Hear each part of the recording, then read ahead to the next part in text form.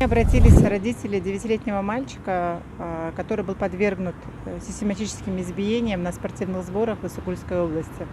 Девятилетний мальчик поехал на сборы, он ходил в частную секцию, и родители отпустили этого ребенка, и по приезду 23 июня родители выясняют, что ребенок приехал в синяках и избивался, да, систематически своими же ровесниками.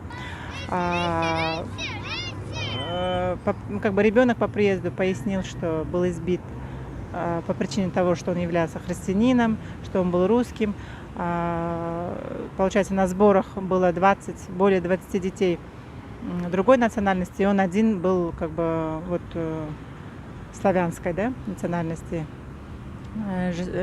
Ребенок был жестоко избивался на протяжении 7 дней, как он сам поясняет, то есть во время тихого часа его били другие дети 13-летнего, 12-летнего возраста. Конфликт произошел, об этом конфликте как бы не знали тренера, и вот сейчас мы как бы все большим вопросом задаемся о реакции тренера, да, то есть мы видим, что если даже она как бы, если ребенок даже ей не сообщил о драке, она должна была, как взрослый человек, видя всю эту ситуацию, видя его синяки и побои, оказать, во-первых, ему первую медицинскую помощь, да, во-вторых, вообще известить об этом родителей, что и не было, да, то есть родители узнали о произошедшем только по приезду ребенка, с ребенком связи не было возможности поддерживать, телефонов у детей не было, о каком-либо конфликте тренер вообще не сообщил.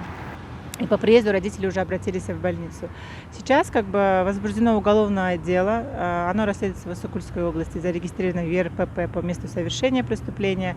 Ребенку причинен вред, у него сотрясение головного мозга, так как ему не была оказана своевременная медицинская помощь в течение того периода, то есть с 15 по 22 июня, у него сейчас как бы определенные последствия, да, есть.